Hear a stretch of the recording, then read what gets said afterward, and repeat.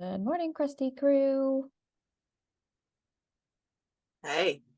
Hello.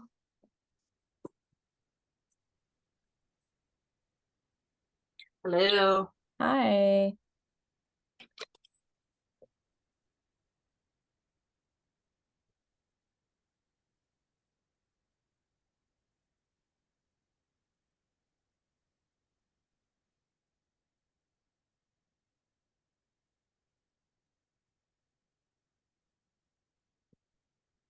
Hi, I'm wearing a sweater. Yes, you are. It's really cold in my house. I've been overrun by masochists who prefer it to be Arctic level temperatures at all times. So appreciate your thoughts and prayers. I bought a sweater, and I'm wearing it. It's 90 degrees outside. So yeah. How y'all doing? Got Q and her beauteous self. We've got a static image for Raina and Trish to convene with. Let me see your faces. I haven't looked at them in a minute. Hello. I literally just got home from the beach. So I was oh my god. You look so I just woke up every last minute and I was sprinting through the house with my sister and her kids oh my god. Raina, is it Randall? Like your sister Randall? Randall, yeah. Yeah, I feel so bad. Did she tell you what happened with scheduling? Oh yeah, but she's like, listen. Okay, because she was like, can we reschedule? And I was like, my next opening is September, and I didn't hear back from her, and I was like, I'm so sorry. No, it's fine. Okay. Yeah, you gotta catch this bitch while she open, bro. Yeah. Been there. Oh, no. A month? Huh? Oh yeah. She booked. I've booked. Got all my books. Too booked. No. She's fine. She's very cool, fun. That's good to know. Make it work. Yeah. Unless you're her son today, who in a rage at me threw his sand bucket out the window. I've never seen her so angry. What in the world did you do? I don't know. I was trying to help him and he opted out. He said, no thanks. No thanks, bitch. And threw the whole bucket. I bought him literally 5 minutes early. I just bought it. Oh, he was like, God. I was like, how old is he? He's 3. That'll do it. I was so caught off guard. I started to laugh, but I didn't mean to laugh. I was like, and I turned around, I was like, he just threw the bucket out the window. And she's driving. She's like, what? oh my God. Boy. Like, mom's not mad. What's his name? Nico. Well, his name's Nicholas, but Nico. Nico. Oh, so cute. Yeah, Nico. So Nico not chill about it. I thought she was gonna laugh, panicky laugh like me. She did not. Oh no. She flipped out. Yeah, I was like, oh, that was awkward. Yeah. That's funny. I'm gonna grab a fizzy water. I have the opposite problem. It's very hot in here right now. So we haven't been here. I'm sweating. Oof. Well, I'm Goldilocks because it is just right. Just right over here. How was your week?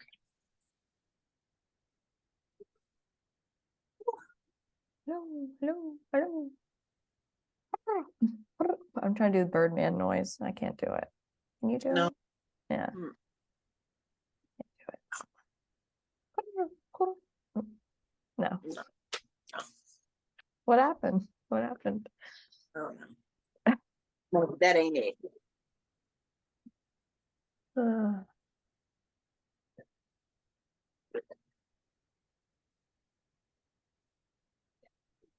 Well, how you doing, Q? How you been? Very well. glowing and growing. Very well. I like that. I like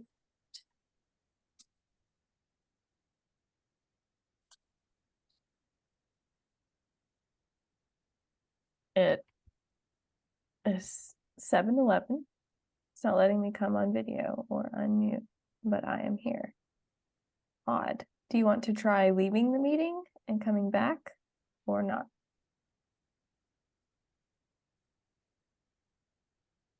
Do you want to stop Snape from getting that stone or not? Harry Potter? No? Okay. Bye. Okay. We'll try that.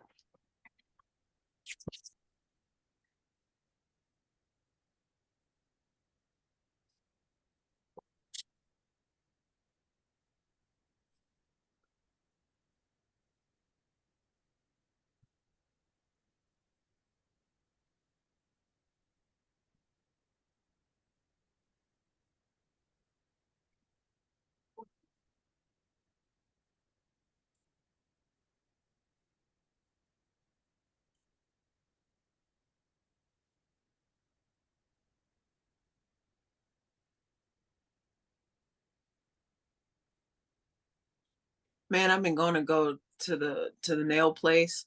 I've been paying attention for a little while. What them girls are doing, I think I can. I think I might have to start doing it my damn self. Oh, you can totally do it. I was like, I could do that. YouTube, and you can buy all the stuff. I could do that. And then when you don't feel like it, then you could Yeah, pay for it, but when I don't don't feel rely like on it. paying you $100 today, then I'm Damn. gonna do. Damn. And you're Well, not. I'm a tipper. I tip. Oh So yeah. Okay. I thought I was like, it's like no, you're not even in. It's like Columbia, South Carolina. no, like Like, bitch, we ain't in LA now. Calm down. yeah, not even in Atlanta. Like, hold No, on. I'm a generous tipper, so it kind of, yeah. Anyway, That's crazy. All right, we're all here. We made it. Oh, lovely to see you guys. good to be back. Good to be back. It's one of our final encounters. So Q is glowing and growing. Raina, I know quite a bit about your week, darling, because you submitted to the telling. Mucho appreciated. Trish, how's life this week? How's it been? Uh, I have really been surfing those cosmic waves. It was actually really nice, like taking a break from Instagram this week, just being like off grid, doing my own shit. Really went to some pretty deep depths on my own, and definitely starting to like rise back out of that. And I got a lot of writing in again. There was a lot of creative energy behind this last week, which is really, really wonderful. And I have some ideas for artwork too. And so there's definitely some movement. There's a lot that I am like, what the fuck? Like, I don't know what to do with this and how to handle the situation, but it's exciting. It's like the main thing that I'm feeling. And like a lot of opportunities are opening, and it's just kind of like making new decisions with how to handle that and with how I operate. And yeah, so it's been full of a lot of momentum. Yeah, that's a good word. A lot of that sounds, good. Sounds like Yeah, overall, ultimately, yeah, yeah. absolutely. Cool. It's good fodder for the conversation tonight. Who knows what this lecture is about? No, I know. I don't remember. I did remember reading it and I was excited about it, but I don't recall. That's fine. That's fine. So it's especially auspicious because This lecture is titled Indwelling Art on True Artistic Approach. So today we're going to be talking about art. I think that you all will very much enjoy this class. I do have a question. All answers are perfectly valid and acceptable. A, we started a little late. B, I would really love to have a little bit of time for discussion. I know we always try to leave room for that regardless, but I think it would be especially special after the lecture if we could talk about some of these things. So how are we feeling about potentially running 15 to even, scary thought, 30 minutes over? Yeah, I'm seeing some head nods. Yeah. Yeah. All good with Okay. that. Okay. Cool. Cool. All right. Well, any last words? Fart. I say, oh, fart. Fart. Oh, one of my favorite words. Try to top that, Raina. So I did that. Like halted my whole thought pattern. I was like in motion. I was like, oh, just like a real like, one. Q is so good at like stopping the trend. Like I'm like, okay, keeping it spicy. Oh, just like, yeah. Okay. I So love it. This is not really a question, but more just I could ask. I probably should ask this afterwards. I realized I should ask this in the Telegram. Is it called? Yeah, Telegram. I was just wondering if anybody else did laser beam because I just want to hear other people's opinions on stuff. That was really it. fantastic. That's a great question. How about it?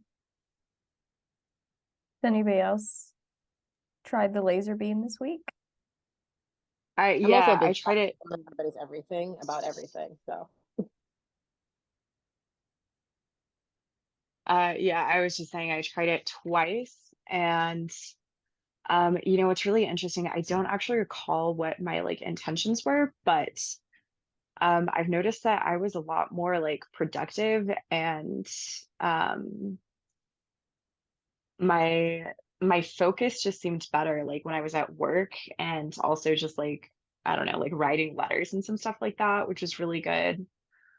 And yeah, I also, Rena, I know you mentioned this last week, but it was really hard kind of pulling the energy back in and like holding it in the body. I found that pretty difficult. So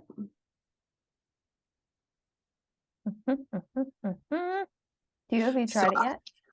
So I've been playing catch up. I haven't gotten that far yet, but and it's very likely like you guys are going to see well after this transpires. I'm probably going to start like dumping stuff on that Telegram group as I'm having the experiences because I really want to take my time about it.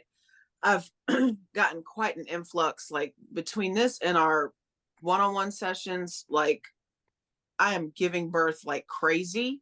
This is a lot of creative flow coming through me, and so it's taken up quite a bit of my time. And I know that's kind of the point of the class in the first place in a lot of ways. So I'm balancing the two, but I will be circling back. I'm definitely like I've gone back to the houses and retroactively applied myself. So I'm getting there. The laser beam, I'm sick of the FOMO on that, but that's coming up next.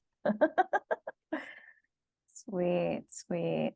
Yeah, one thing I'll add to the laser beam conversation is that it's kind of hard to emphasize it when you're, I don't know, when you're recording this like calm, meditative type audio thing, but like when you project it outward, like when you shoot the beam, like you want to put some fucking oomph behind that. I mean, like rocket that shit out, not just like, like really like blast off. I would add that note.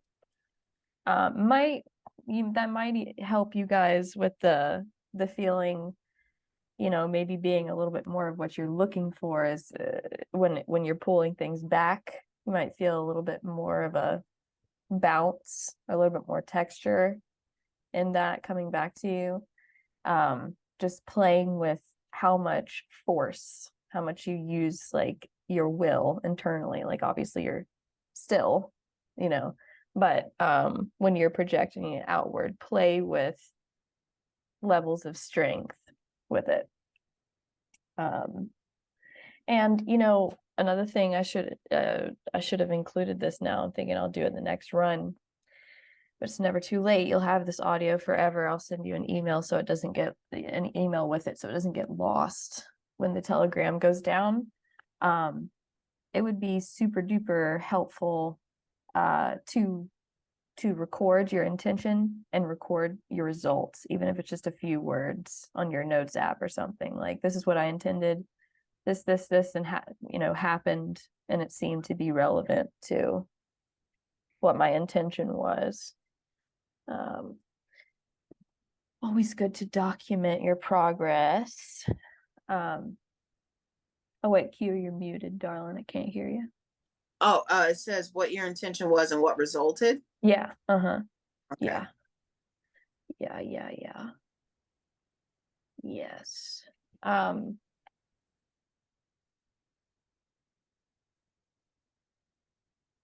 Awesome. Yeah. Any other things we want to throw out in the pot before we stir it up? No. All right. So with this lecture portion, we're going to be working from the educational or anthroposophical literature and bringing things from that kind of context. And then we're going to we're going to end the lecture portion on a more personal note that ideally is inspirational and a really powerful call to action. That's the plan. So we'll just sit tight.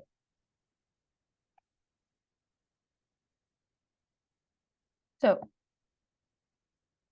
people over the last few centuries have become enamored with a certain kind of thinking. And that thinking is abstract thinking. Now, when I say abstract thinking, that itself is kind of an abstract, vague way to describe abstract thinking. So I'm going to give you a few examples of what I mean by abstract thinking. One of the things that I mean by abstract thinking is, for example, people who have had a significantly or primarily scientific education. I also mean to imply how not only common, but almost how expected and to the point of it being necessary it feels for there to be this endless machine churning out commentary and analyses on works of art in whatever medium that they are produced from: TV, books, movies, music, etc. Okay. I also mean venturing very far into abstraction when it comes to the basic fundamentals of our existence to a point of abstraction. I would include things like, what is a woman? What is a man? What does it mean to be alive? What is alive? What is God? What is consciousness? So as I'm mentioning these things, you can see that there is nothing inherently wrong with abstract thinking, but there is something imbalanced about how much it is valued, encouraged, and taught as the highest form of education, intellect, and the use of our faculty of thought. There is a high prize on abstract thinking, for example, in one place more than any other, or you could argue neck and neck, and that is the arena of science and the arena of art. So we're going to get into that. So, abstract thinking, contrary to what you might think, estranges people from art. Okay? The more that one surrenders purely to abstract thoughts and concepts, the more that one becomes a stranger to art, because art desires and is completely centered on living. Thoughts, especially abstract thoughts, are essentially dead. They are the equivalent of what a corpse is when a human being dies. There's the corpse, and then there is the being, which is lifted out of the body, which is now a corpse, right? The anthroposophical method of knowledge, which again, thinking back to lecture 1, emphasizes above all else soul life practice over theory, a word that's synonymous with abstract thinking, brings one eventually and pretty soon on or early on to the realization that thoughts are not the living reality. They are dead, and by dead, I mean to simply speak frankly and truthfully. I do not mean to attach or insinuate an inherently negative connotation with this word. They are dead gestures which merely point or reference that reality. And at a certain stage in initiation or the anthroposophical method of knowledge, like you might have encountered in, knowledge of higher worlds, how to know higher worlds rather, a certain stage, the initiate will feel that in order to attain reality, in order to situate oneself and to know reality with a capital K, one must create. One must pass over to art, to creation. Ideas alone, in other words, cannot present the world in its full, rich content. This is the issue at another angle. This is the motherfucking issue. Okay. Nothing wrong with ideas, nothing wrong with abstraction, nothing wrong with abstract thinking. But when you conflate that with the truth and living and reality, you got a problem, a real big one. Okay. So, thus, anthroposophy, spiritual science, prepares the soul for artistic feeling and creating.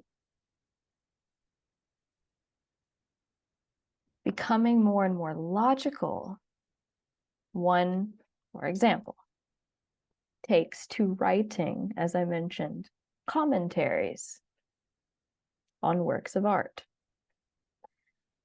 This is a arguably terrible byproduct of the materialistic age that we are currently living in which genuine artistic feeling and living art is thus buried in these fucking commentaries.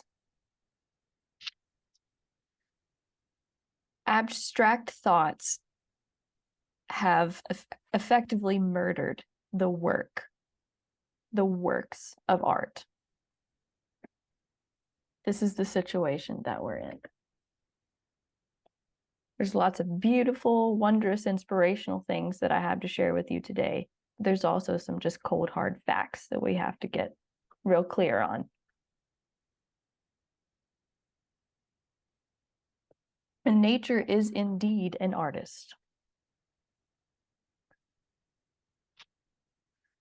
That is another truth that you will inevitably discover as a student of anthroposophy, that nature is herself an artist.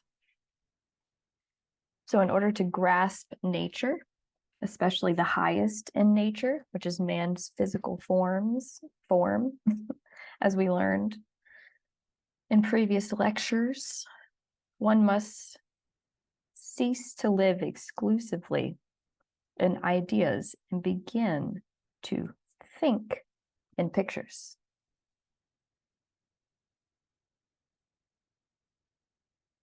No anatomy, no study of physiognomy, no study of biology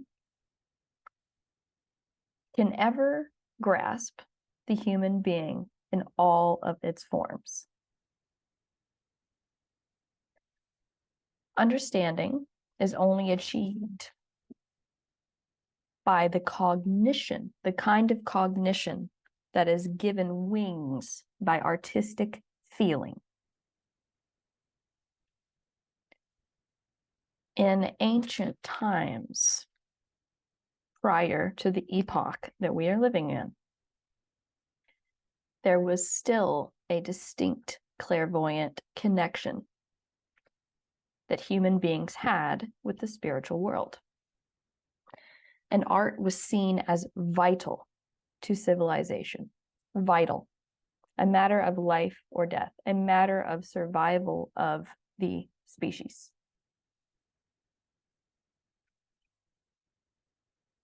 Today, people are no longer aware of the unity between spirituality and art.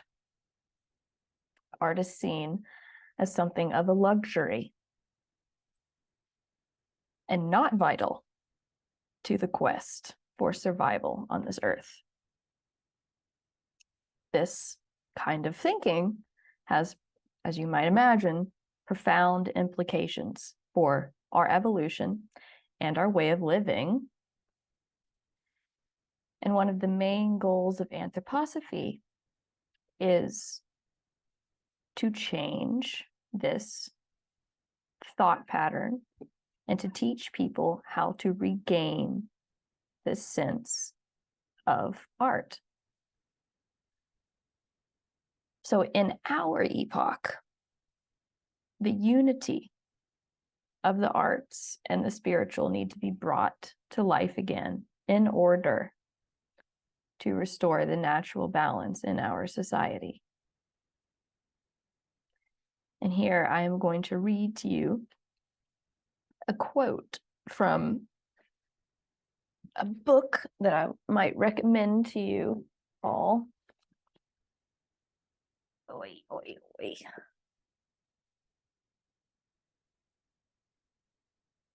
It is backwards. You can't read it. It's called Artistic Sensitivity as a Spiritual Approach to Knowing Life in the World. It's a collection of lectures by Rudolf Steiner.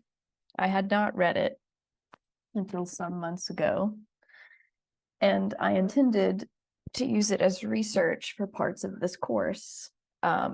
Ultimately, I did not really use much of it at all, but I did pull one such quote that I will share from you directly, direct quote from Rudolf Steiner.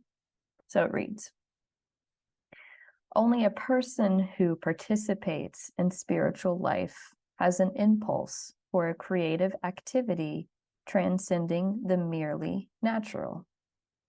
Otherwise, where would the impulse come from? In all ages, the human souls in which the artistic element flourished have had a definite relation to the spiritual world. It was out of a spirit-attuned state that the artistic urge proceeded. And this relation to the spiritual world will be forever the prerequisite for genuine creativity. Any age strictly naturalistic must, to be true to itself, become inartistic, Philistine. Unfortunately, our own age has an immense talent for Philistinism. And as a refresher, Philistinism is anything from indifference to a complete abhorrence of cultural, anything that you would describe as artful or cultured, worldly, but especially with respect to art. So anything from indifference to indignation, like I don't care or I hate it. Okay, so this next portion, we're going to go through some different mediums of art, and we're going to talk about, as a matter of proof, you might say, the spiritual impetus from whence they came. We're going to start with mediums that require space, that are spatially oriented, okay? And then we'll move to things that don't require space, and I'll explain to you why I'm going in this order. So first, we're going to talk about architecture.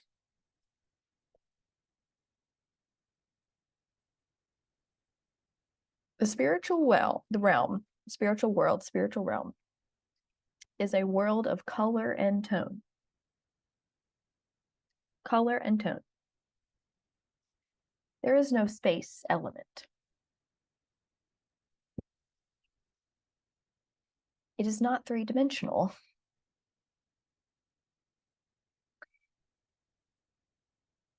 It is a realm of qualities, not quantities. It's a realm of intensities rather than extensions.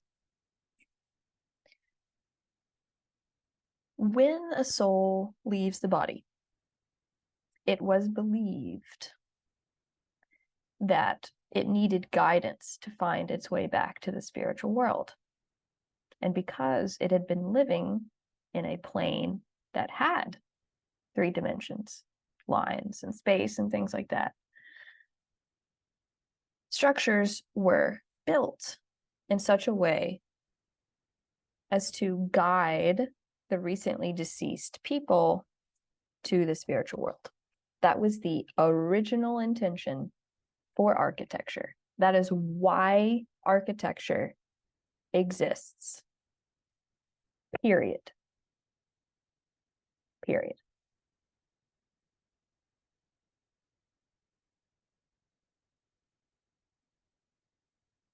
So once again, architecture began as an act of love and consideration to help recently deceased souls find their way to the spiritual world after death.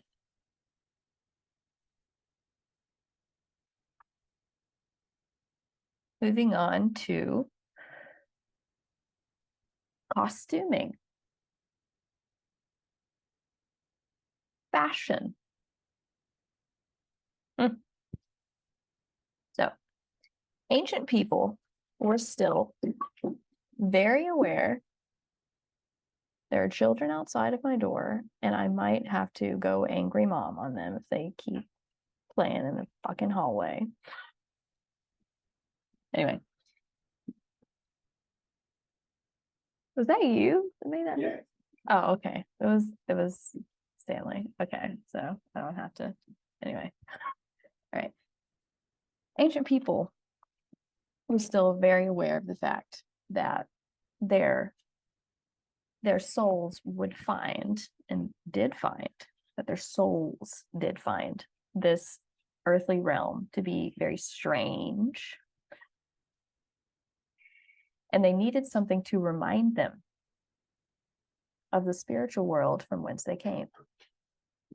But how to do that? Oh, wait, remember, the spiritual realm is a realm of color and tone. Well, so as a result, they clothed themselves with the colors of the spirit world where they descended from. So, the colors with which the ancient people clothed themselves to remind them of the spiritual world from which they came was antithetical to architecture because it is referencing the birth as opposed to the death or the exit of a life, right? So these ancient garments essentially reflected something that was brought down from pre-earthly existence.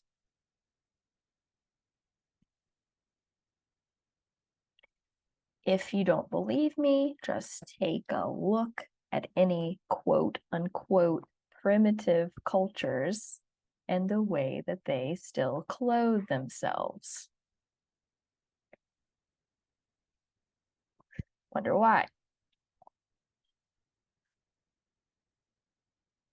So,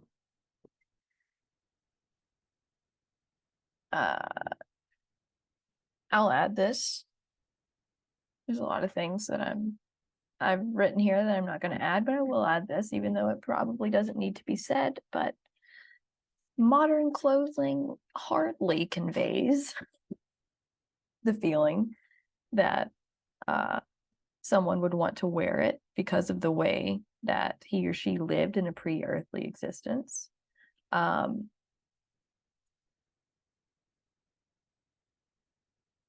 all I'll say. I just want to emphasize the point of where somebody needs to make a graphic or a video or something of where and why, rather, why fashion started and what it has turned into today. Yes, if you'd like an indicator of how we're doing on a spiritual level, just contrast those two things. Moving on to sculpture.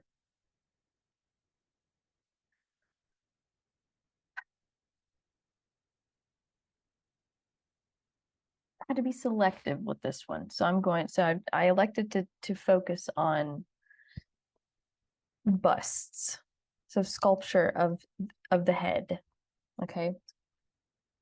As a hyperbolic example, or synecdoche is what I'm looking for, synectical.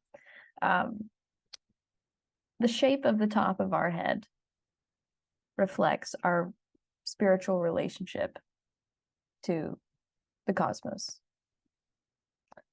The shape of our nose and the area adjacent to it reflects our spiritual relationship to the atmosphere, to our environment, and to breathing in life.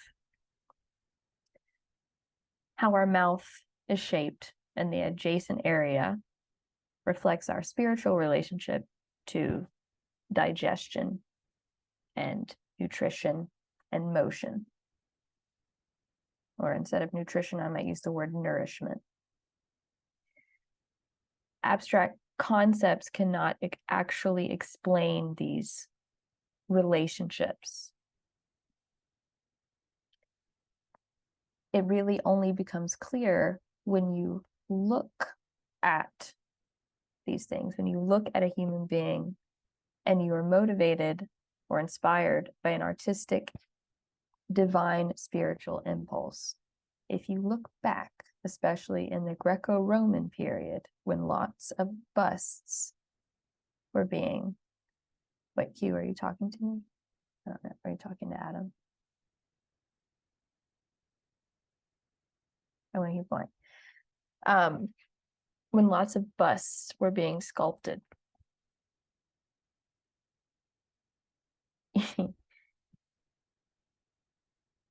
What motivated them to, I put some language about it. Instead of using my own words, I'll use the words that I chose weeks ago.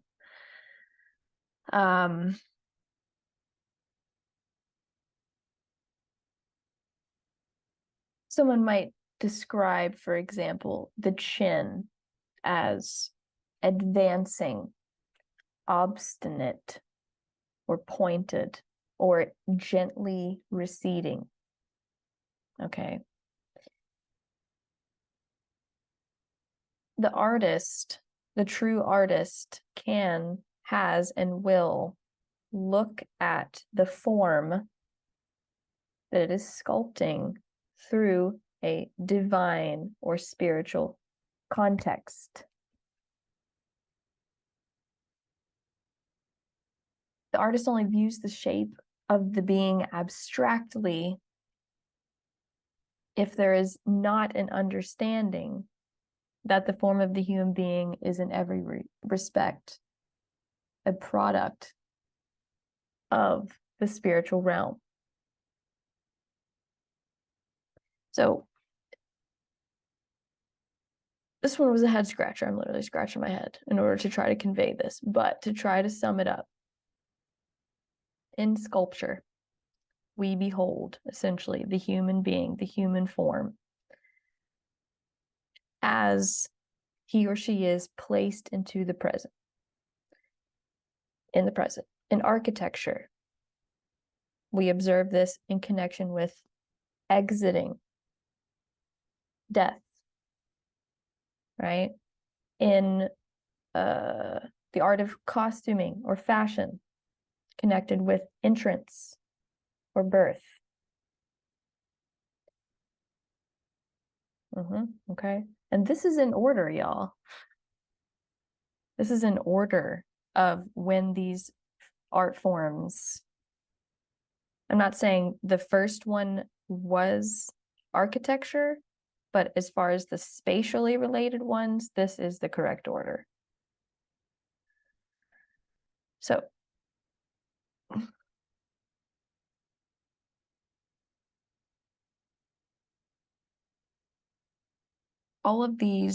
what all of these have in common is essentially not just their spatial relationship, but their relationship to the human body. Whether exiting the human body, as the human body is presented itself, here and now, or what the human body is dressing itself in to remind it from where it came from. So now we'll talk about non-spatially related forms of art. For example, painting. So by doing so, we're approaching a step nearer to the spaceless. We pass from sculpture to painting. And we can only really understand painting if we understand what's so special about this medium. According to Steiner, the main problem with painters of today is their fundamental lack of understanding of the true nature of colors. The painting of today has lost its connection with the divine spiritual world and tends to naturalism. I'm going to define naturalism for you. Naturalism is the belief that nothing exists beyond the natural world. So instead of using supernatural or spiritual explanations, naturalism focuses on explanations that come from the laws of nature. Naturalism in art specifically means creating works of art that are as close to reality as possible. Ah, yes, that word, reality. Giant caveat there for those, if you know, you know. So after the arrival of the fifth epoch, people developed space perspective, right? So you could take a painting or a drawing and using a mathematical or scientific equation, you could provide the illusion of a three-dimensional object or space, or at least to characterize the painting, what you're trying to accomplish using that. This was a necessary part of the evolution of this art form, but it was at the cost of a deeper understanding of color. So colors are the primary mode of artistic expression of the painter. Colors are spiritual. They have a deeper meaning. It is here in color where the focus of the painter should be. Red and yellow, for example, have a lot of energy in movement, and they push forward. Red and yellow push forward. They animate. They're frenetic. They can be frenzied. They can invite. They can provoke, right? Violet and blue withdraw, sometimes all the way into the abyss. On the two-dimensional plane, I say that specifically, on the two-dimensional bucking plane of the canvas, the painter should strive to express movement through the interaction with color.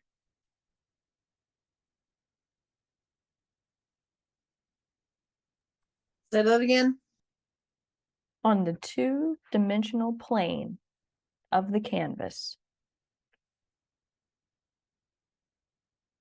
the painter should strive to express movement through the interaction of the colors.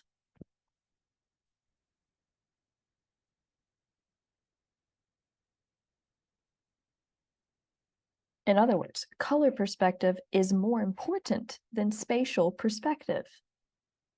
If you look at the art of today, you see that inverted entirely, with scant an antithetical example. It is through the color perspective that the spiritual world manifests. If the spiritual is not manifesting through whatever medium, it is not truly art. It is recreation. It is recreation. Recreation is not art.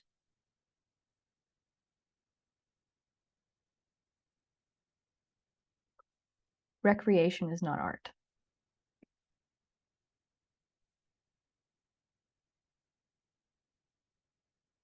If we think about how dimensions in the physical realm differ from dimensions in the etheric realm, for example, we will remember that when we rise above the physical three-dimensional reality into the etheric, hint, hint, for example, when we die, and also when we sleep, we will find a two-dimensional realm. The depth aspect, or the third dimension in this two-dimensional realm, is expressed through colors. It is expressed through colors. If you recall the last lecture on karma, in which I talked about a certain kind of individual who made certain choices in his life by which made it very difficult for him to commune with, to interact with, to understand and navigate the process of interfacing with the beings that he needs to interface with after death for his soul evolution. One of the primary reasons for that is because of not knowing how to navigate this two-dimensional realm of tone and color. This is a huge, glaring consequence of what it truly means on a soul level and after death to believe too much in or be too materially or physically focused. This is a real life and real death consequence of that. When you die,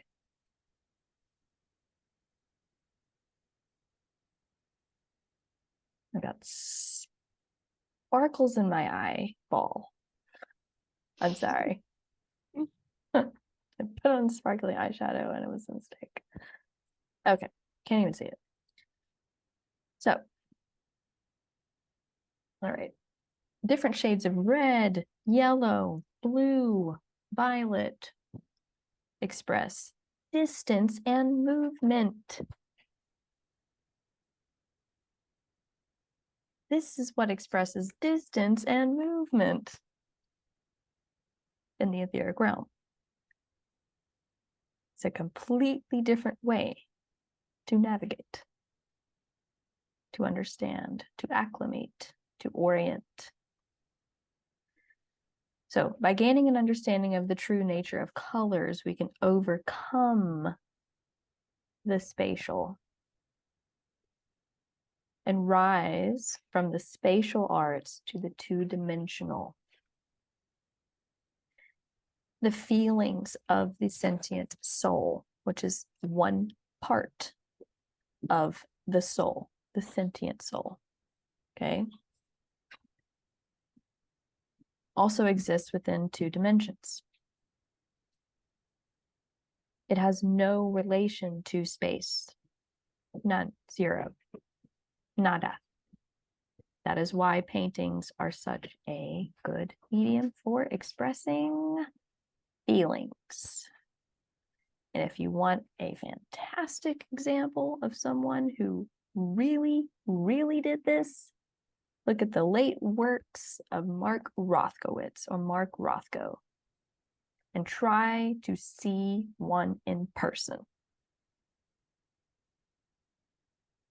You can see a Rothko in New York for sure, and I believe you can see one in Arkansas currently. That's where I saw it. Crystal Bridges Museum, one of the best museums in the country. If you can go, it's spectacular stuff in there. All right. Got two more. Poetry, writing. Poetry is only poetry when it is connected to the divine, eternal, cosmic, heavenly reality. That's when it's poetry. There has to be symbolism, sound, rhythm, beat, and imagination. Symbolism, sound, rhythm, beat, and imagination. Because these are things that are connected with the divine, eternal, cosmic, heavenly realm. True poetry communicates something which is beyond mere words, something lying outside of its words, for which the words are but a means. The fact that poetry's aura of mood, so we're going from feeling to mood, echoes cosmic harmony, melody, imagination. This fact, even today, makes poetry poetry.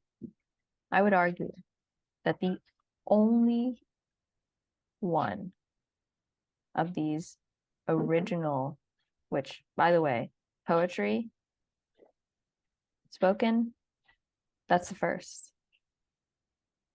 It's the first form of art. The word. And the word was God. That's poetry. I'm going to explain to you why and how. poetry is the original art form, and it is, out of all of the original art forms, the one that has retained the most of its original essence. It is also the least valued, my friends, the least valued. Anywho, so to understand the significance of poetry, you need to go back to ancient times, right? So, and you need to know that the spiritual evolution of mankind is fueled by the unity of three things: science, art, and technically religion. That's how humanity evolves, the unity of those three things. You can say science, art, and spirituality. You can use religion, either one. The unity of them. Nowadays, they're separated. So, however, there was a time where they very clearly originated from the same common source. And this common source was most visible in ancient times in an art form which we today call poetry. To understand the poetry of ancient civilizations, we need to look at their spiritual development during those times by studying the mysteries. So, in ancient times, people found their spiritual identity or sense of self in the cosmos, in the heavens. It was quite literally the starry expanse of the universe that gave their existence meaning. At that period, which you recall, the clairvoyant abilities which they possessed, en masse, all of them, like we possess eyes, literally. Using those, seeing the fixed stars and the movements of the planets, considered everything a reflection that was on Earth of the events that were taking place in the cosmic environment. So when ancient people received spiritual content from the heavens, what we would today call a download, they expressed it in the form of poetry. In these times, all other art forms were undeveloped and existed only in a rudimentary state. For a long, long time, the only art form that existed was poetry, was the word. People were deeply conscious of the fact that their words originated from the innermost holy mystery, and that it was a worthy medium to express great spiritual truths, much, much more so than elements taken from the natural world. Again, we see how inverted this has become in terms of what we value and revere. Poetry was not only inspired by a great sense of spirituality, but it contained spiritual truths. So first, there was the word, inspired by the divine. And this later got poured into the other arts. So, is there anything else I want to say on this here?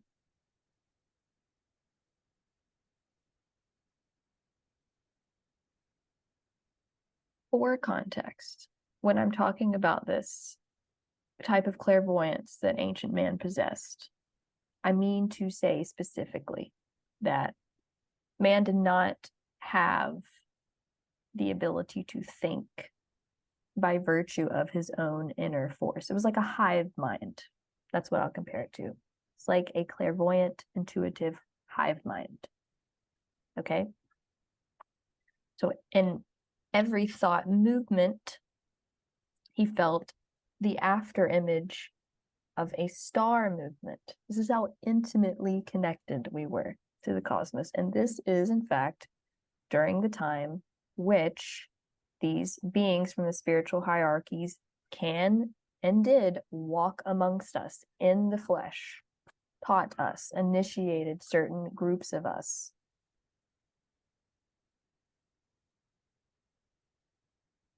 Now, lastly, we have eurythmy, which is an art form that was, in part, he can't take full credit, but created by Steiner in the early 1900s.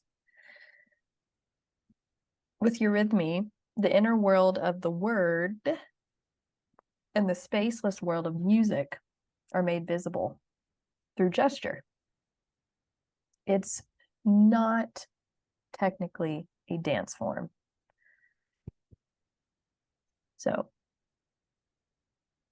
to give you more an idea of how this works, all vowels originate from the soul.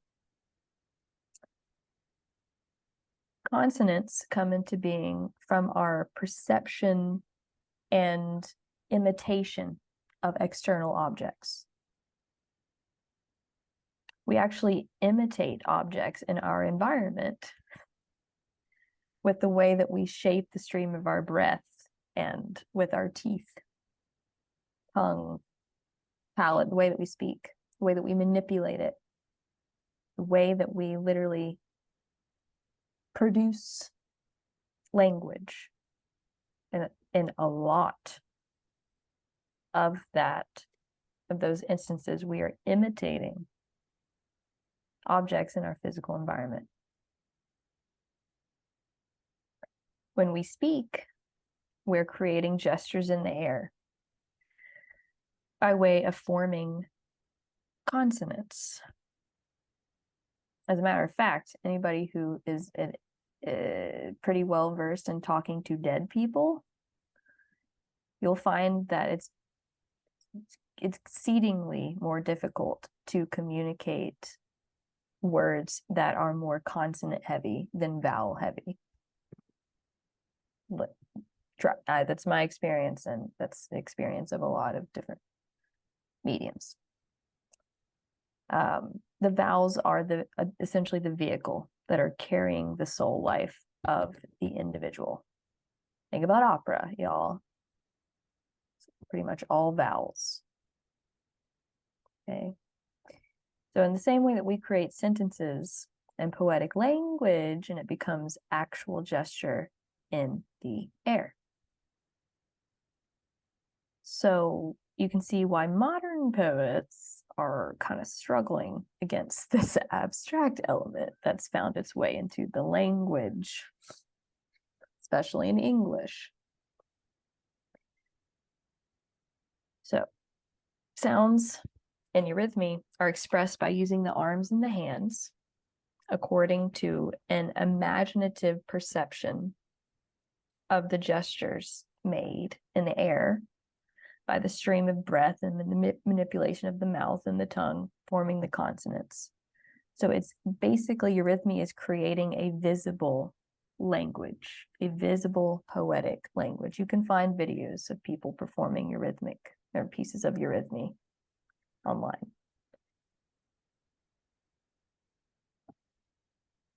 So we're doing really good on time, much better than I thought. I want to do a Q&A before I close out this lecture.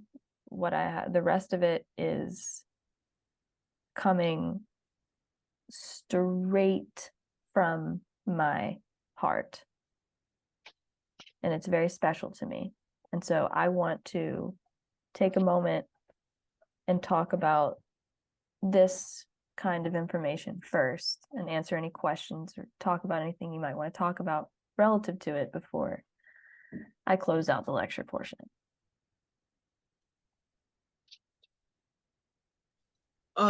That Steiner quote, would you mind making a note to like send it to us? And yeah, that would be great. Definitely. I sure enough can.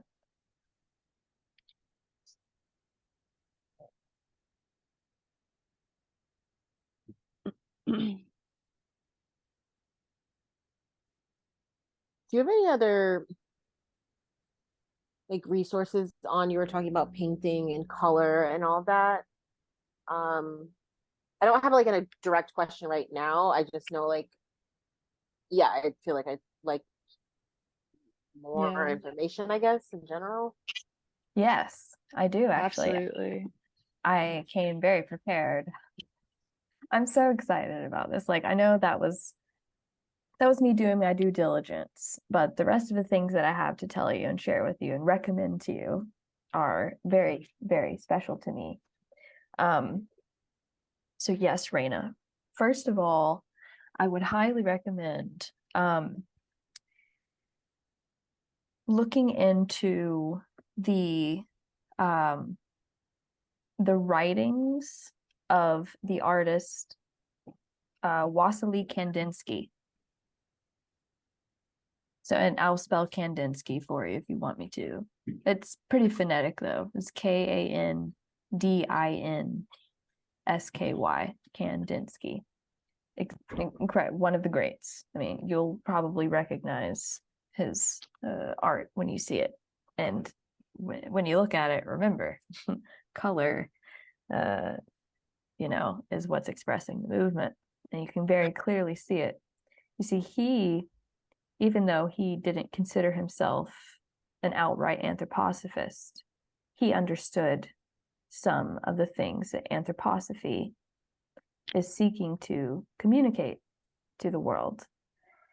And he has written, you can find it online, he has written some things in a kind of a journalistic fashion about art, about color.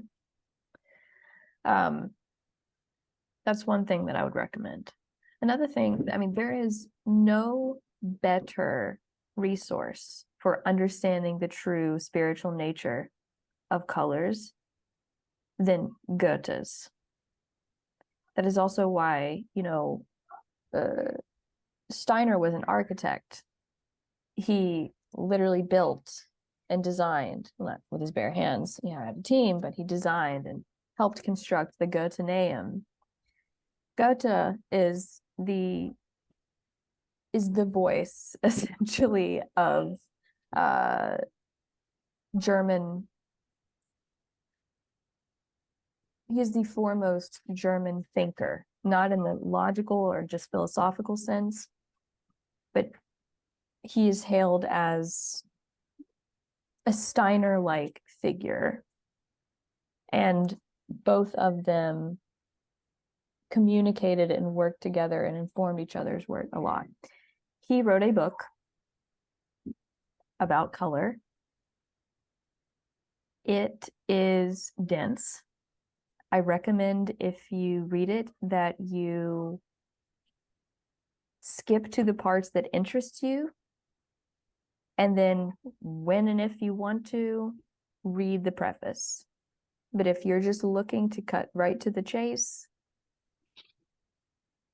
go through the book and seek out the portions of the book that are interesting to you. It's very dense because it is an immaculate piece of work.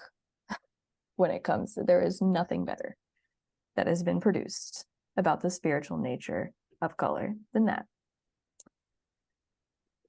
And then finally, this is kind of a spoiler. I was going to give this recommendation in the middle of the last portion here, but I think it works really well here. Out of every workshop or lecture series I've ever done, I have never asked any of my attendees to do homework, in the sense that I've never asked them explicitly for class to read or watch something. But today I'm going to do that because it's extremely important that you see this. I want you all to watch a documentary called Beyond the Visible. It's a documentary about the artist, the painter, Hilma af Klint. It is available you can't stream it for free, you can rent it. It's like $3 or $4. If you don't want to pay that, I will pay it so that you can watch this. I will send you the money if you do not want to pay the $4. Please watch this documentary.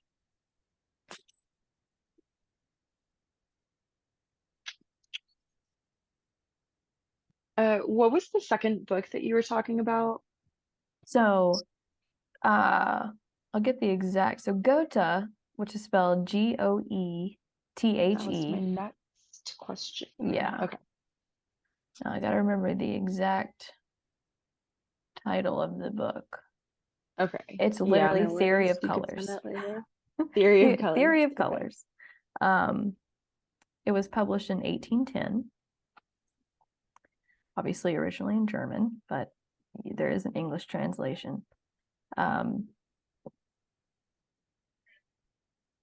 So there's Goethe, and I will provide in the Telegram a link or links to what I'm referring to with Kandinsky's writing. I will find that so that you don't have to wade through the treacherous Perfect. waters of the internet looking for it. Much appreciated. Yeah. There was also something that you said when you were talking about painting, and you said if it is not manifesting through something, it is recreation, not art. Could you restate that? Yeah. So this doesn't only apply to painting. Mm-hmm. This is definitive about art itself. If it is not informed, inspired, connected to, driven by, in what's the word I'm looking for? In search of a connection to the spiritual reality, spiritual realm, a spiritual truth, spiritual feeling, it is not art. It is recreation. It is a recreation of thought. It is a recreation of feeling. It is a recreation of the natural world. It is a recreation of a concept. It is recreational. It is not art.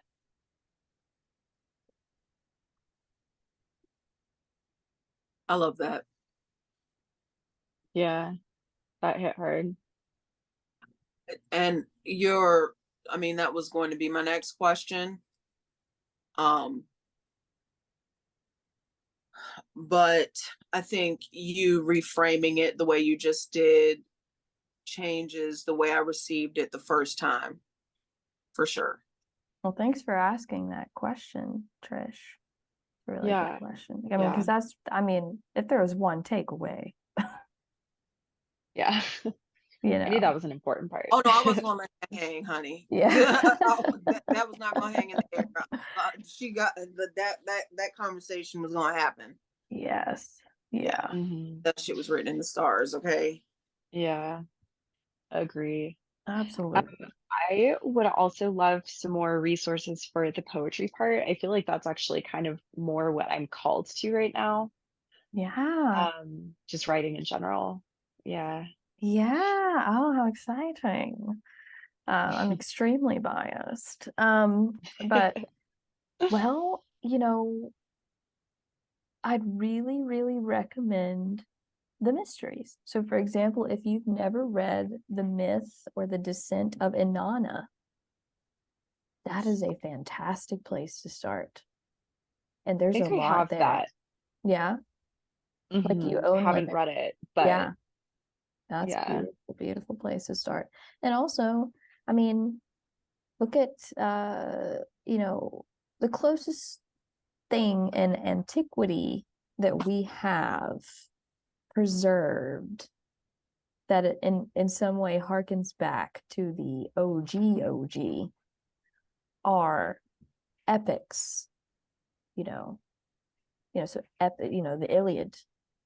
Why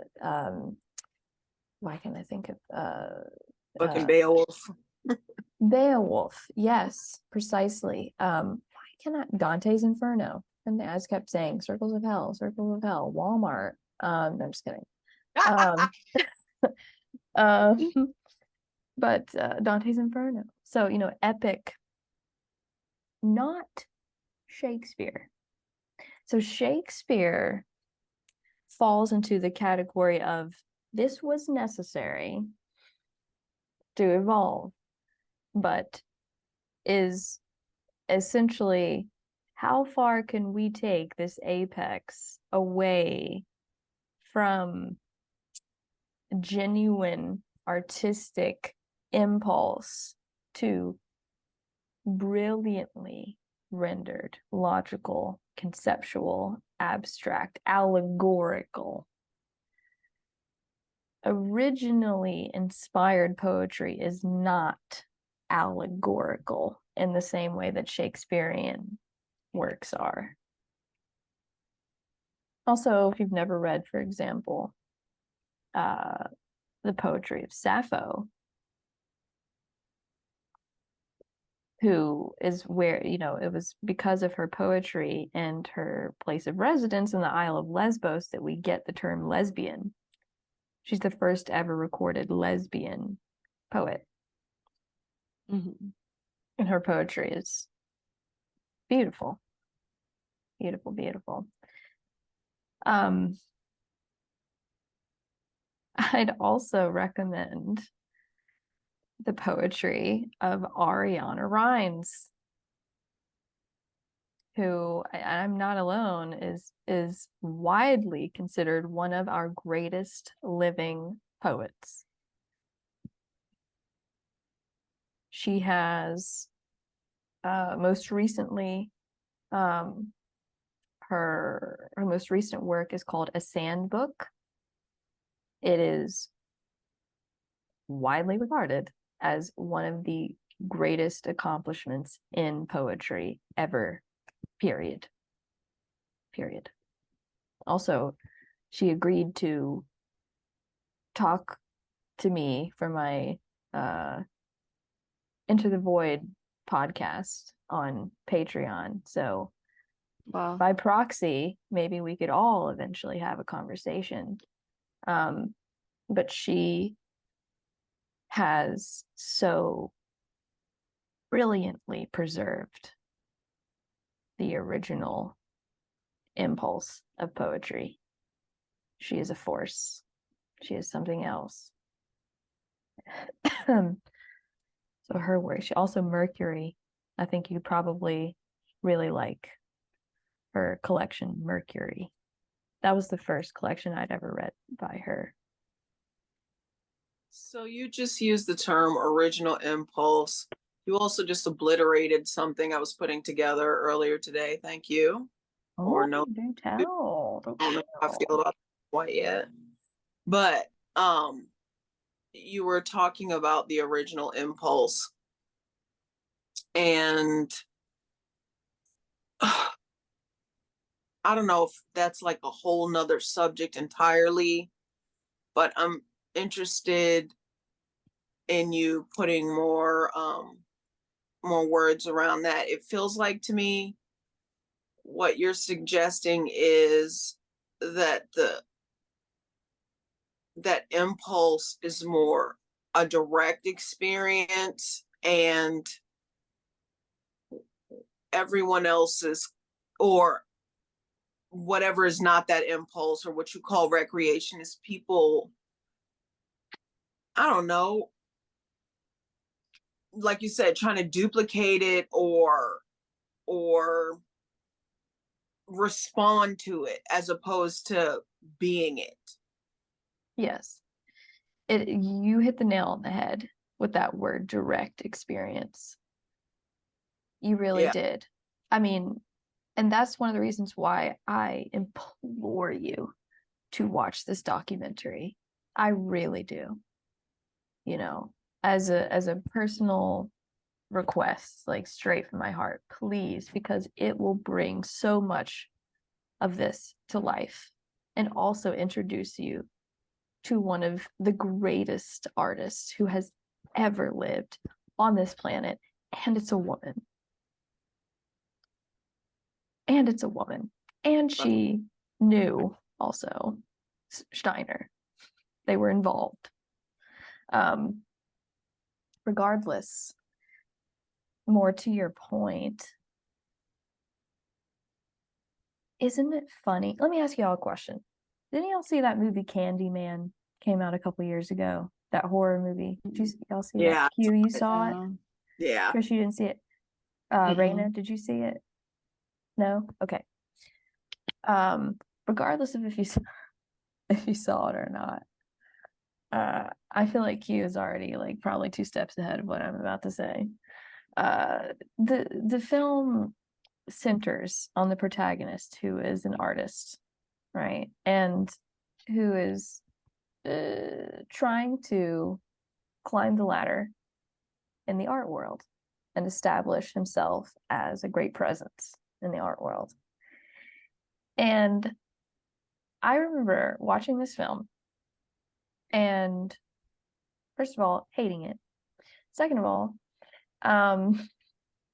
but commending it in a really shit-covered strawberry way for giving us such an immaculate picture of what the fuck is wrong with the art world.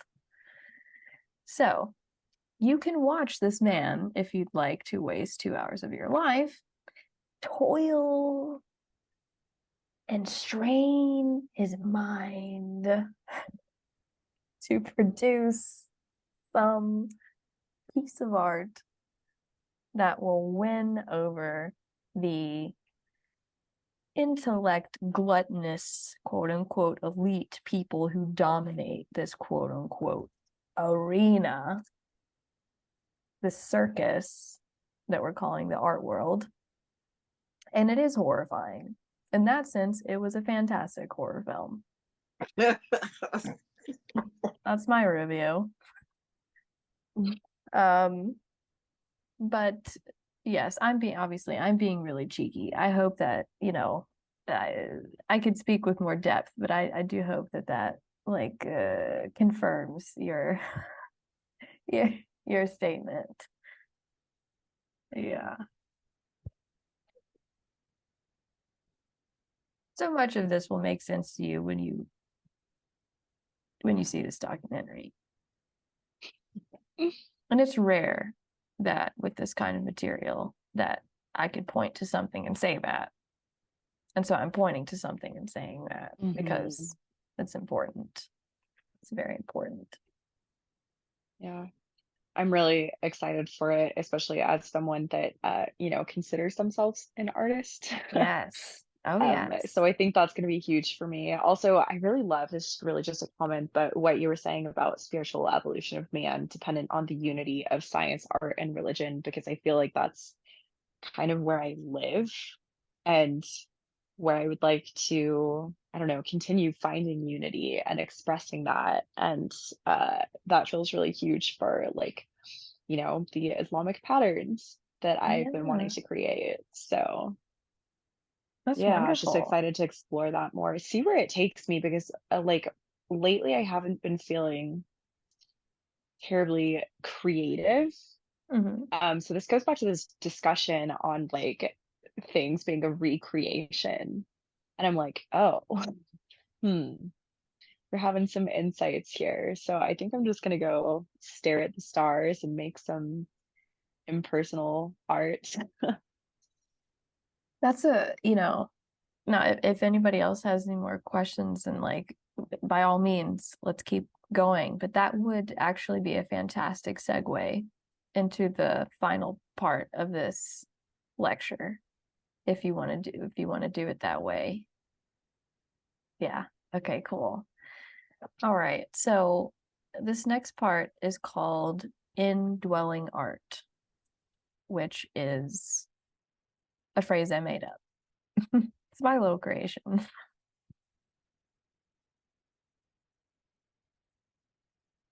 All right. So when man stands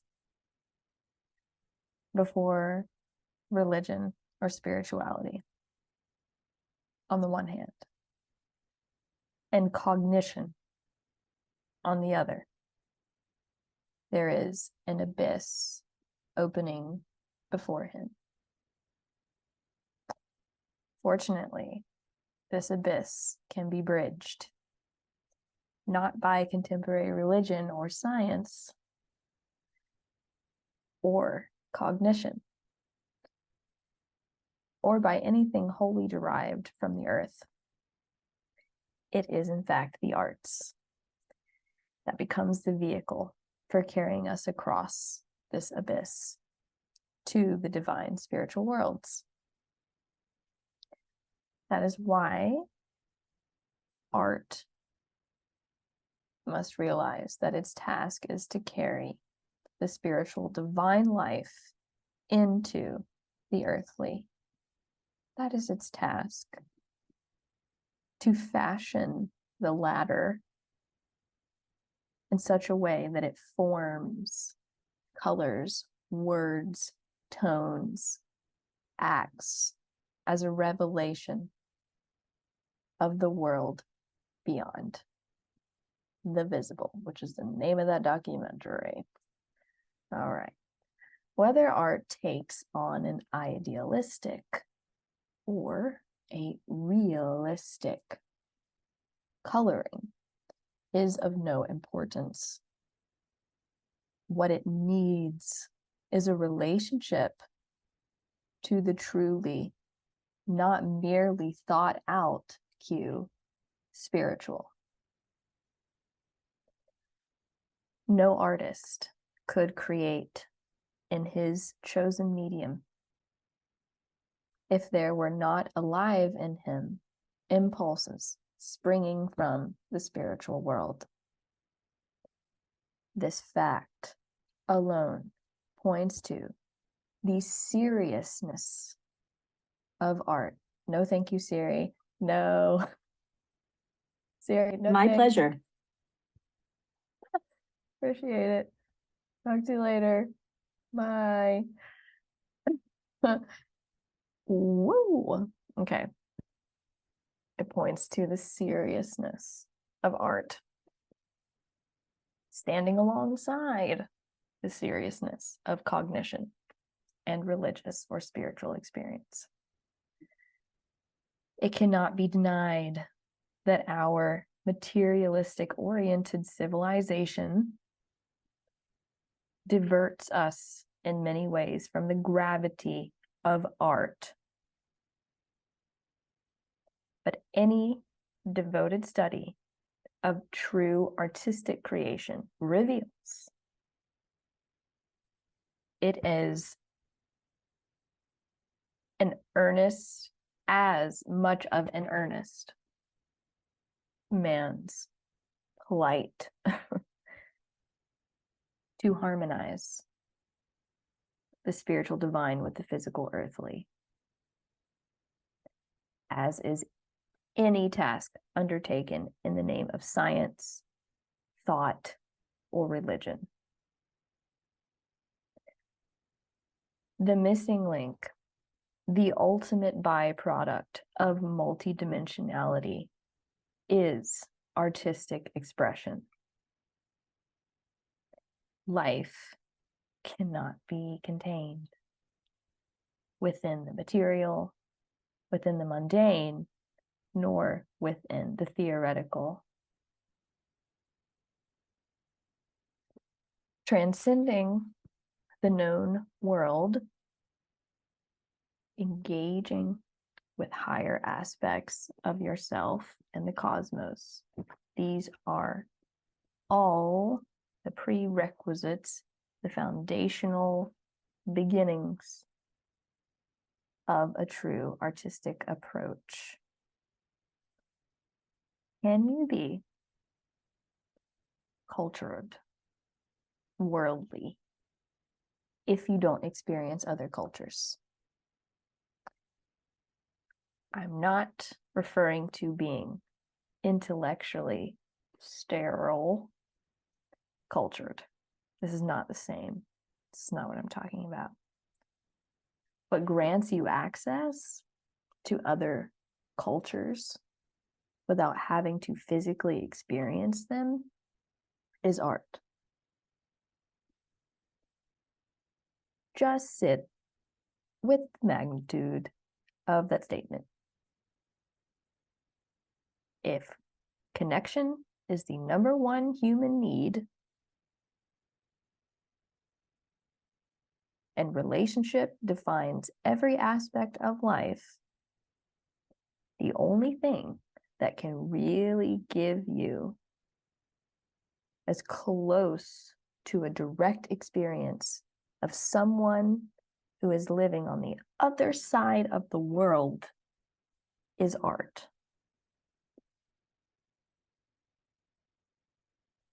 Could it be that the single most violent and destructive facet of our culture is that art has been relegated to an academically gluttonous and quote-unquote elite few who have the so-called intellect and resources to play with it like it's a toy? Could that be the single most violent and destructive facet of our culture? I would argue that potentially, maybe, yes. So sure, there are people who are making art regularly, but the definition has been split. They know not what they do, and recreation is not art. I promise you this. You would not be here today if you did not contain the mark of an artist. You simply would not be here today listening to my voice at this very moment. We have got to remove the filters and the mental blocks around what art is. A huge aspect of your multidimensionality is contained there. And the only way for you to know it, to experience it, to integrate it, is through engagement, through realizing it. Enticement and inspiration can only go so far. The step must be taken. The road must be traveled. The intention must be set. Here's the key point. The art, and I mean true art, that you create will affect you and your life and the world, whether anyone sees it or not, because true art is bringing what needs to be brought from the spiritual realms onto the earth.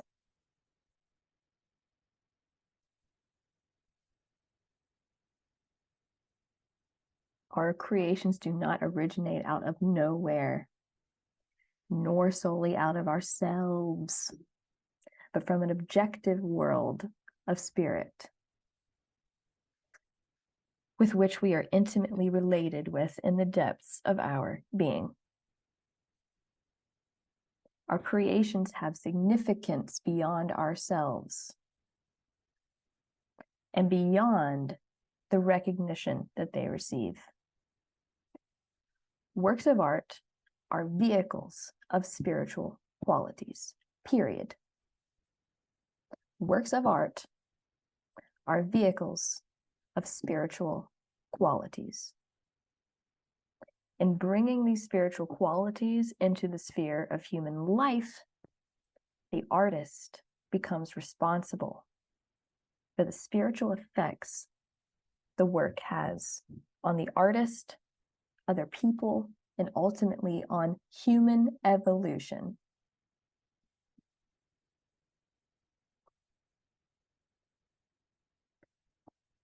Go back in your mind for a second to duty of play. I said that the medium wants you to evolve it. If you remember that. The world seeks your involvement for its own evolution. The same goes for the hierarchies, the angels, God. Art is the means by which the spiritual can be brought forth into the material plane in its most pure and unfettered form.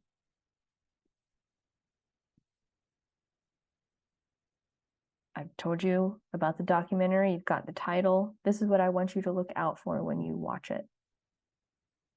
Observe the work that she produced after abandoning her technical instruction, which this work became a testament to art itself. It has evolved art leaps and bounds, and it only occurred after she abandoned her technical instruction.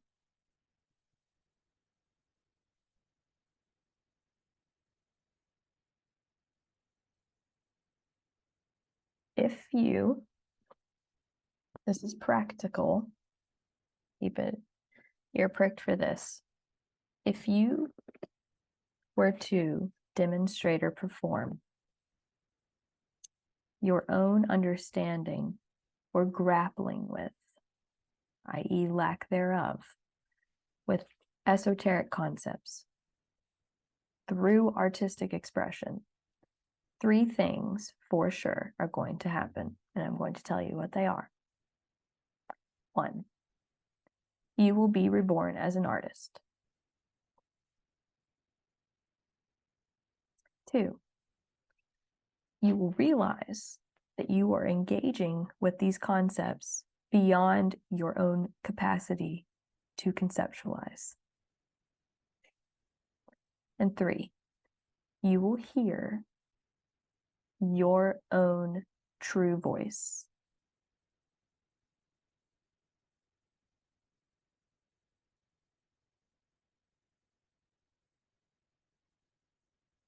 Most people look at the art of the past and the art of the present, not knowing that they themselves are implicated, are a part of it.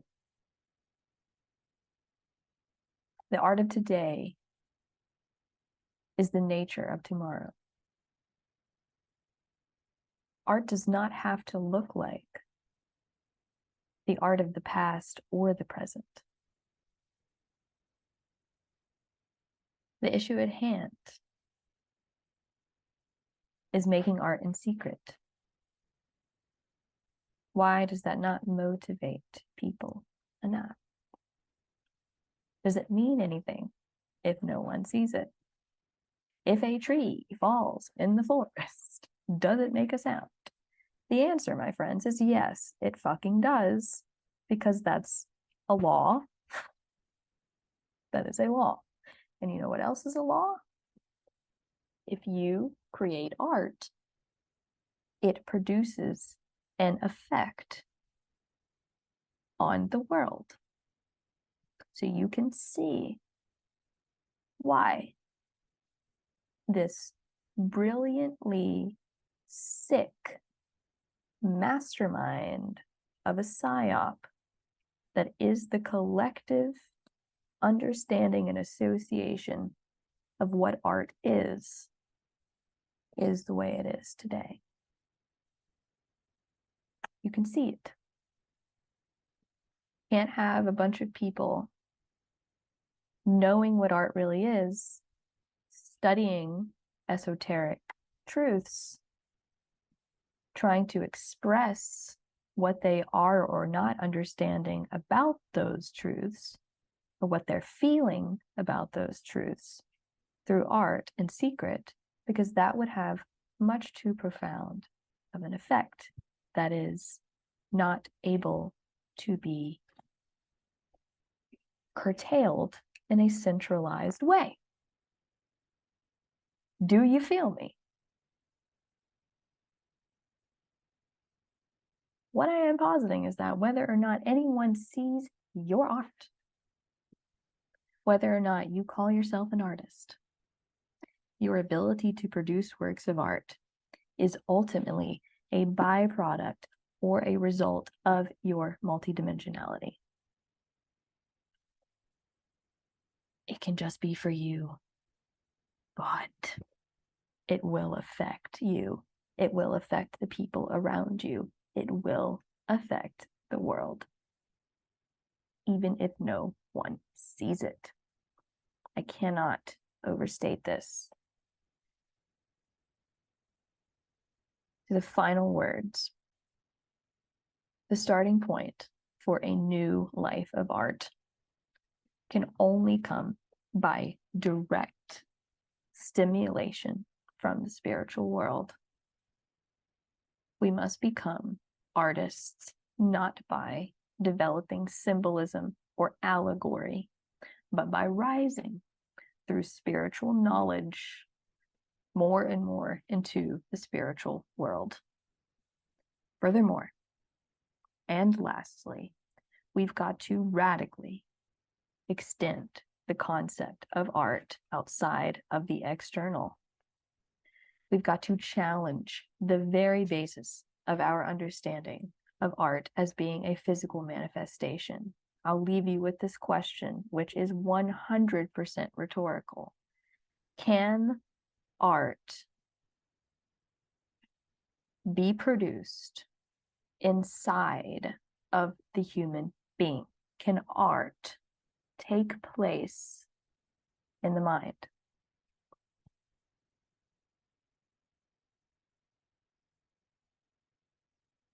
Dust ist alles.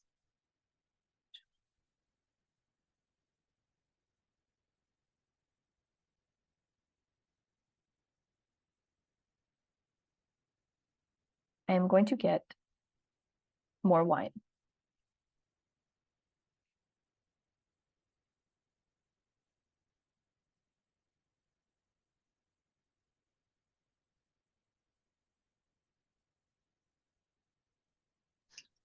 What are you thinking, Raina? What am I thinking?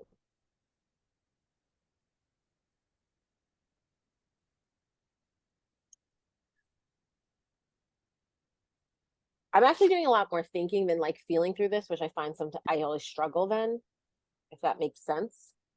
Yeah.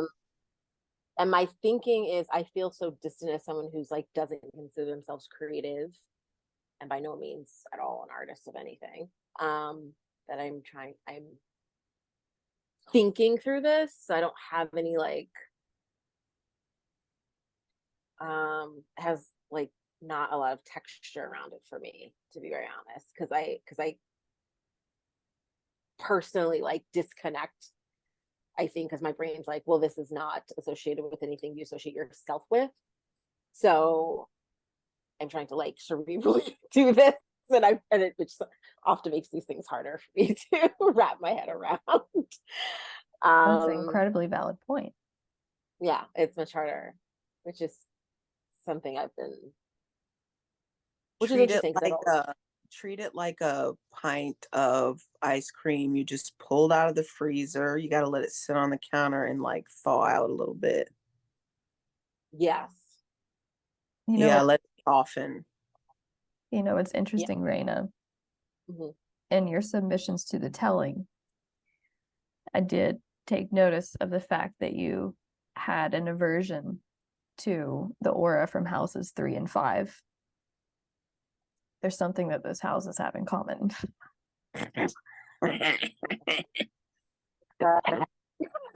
not picking on you. The pattern unfolds. I'm not picking on you, but I might have prepared to hear something similar to what you just shared. Might have already been anticipating that. But what those houses have in common are play, creativity, childlike joy, doing things for the sake of doing them, in a sense.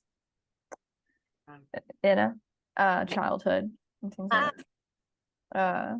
Yes. And that's, that is especially why I was speaking in some ways, especially to you, when I said, in a practical sense, if you were to take even one thing from any class, from any book, a concept, that you are thinking about, you're contemplating it, you're trying to understand it, you're grappling with it, or you feel like you've really got a great grasp on it, either one. Start with a spiritual concept. If concepts are familiar to you, they are exceptionally familiar to me. That's where I started. And give yourself permission, even though it feels weird, to take a stab at expressing that concept as you understand it or as you feel about it through one of many mediums you have to choose from. It doesn't really much matter which one.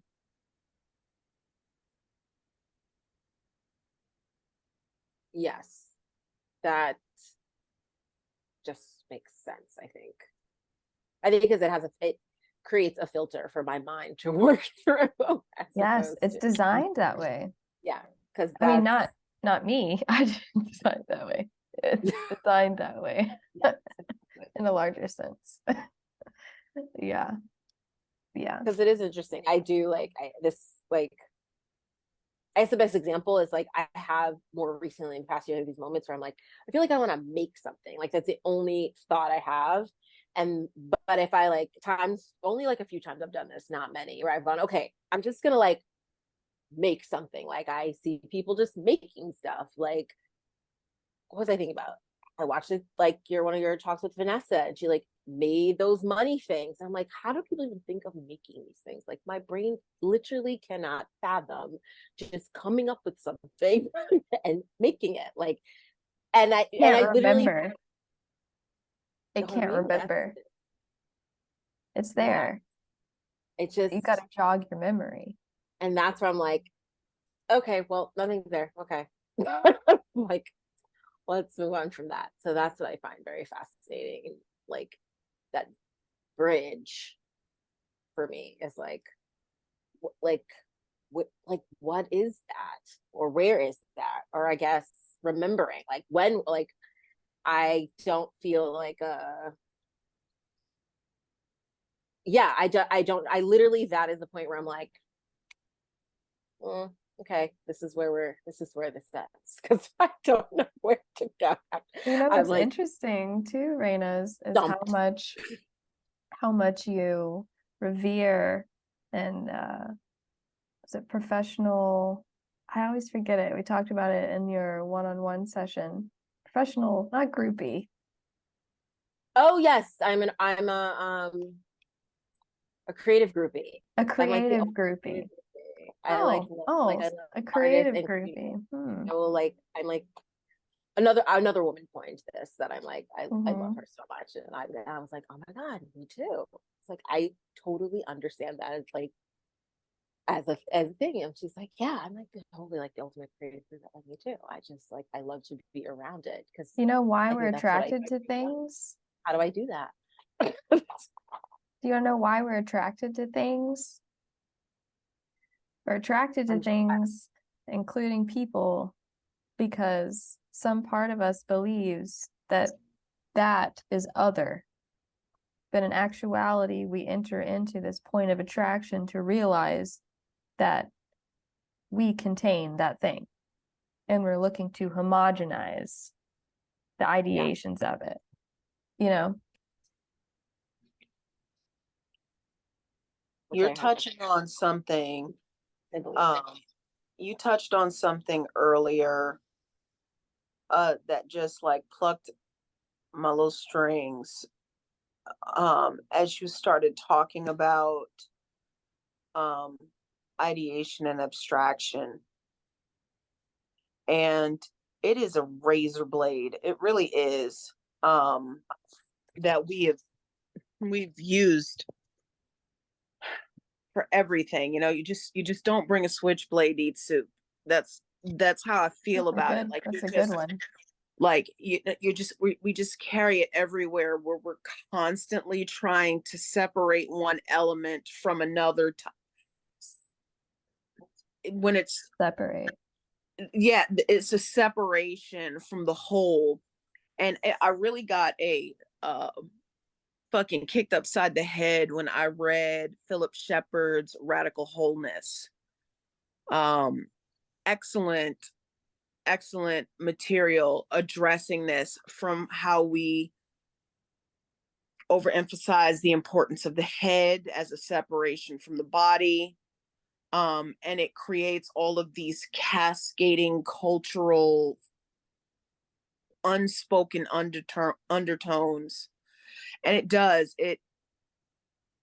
I was feeling some, because I recognize that has been my bread and butter in terms of me being a sharp analyst, being able to make decisions fairly quickly. I've overutilized these tools.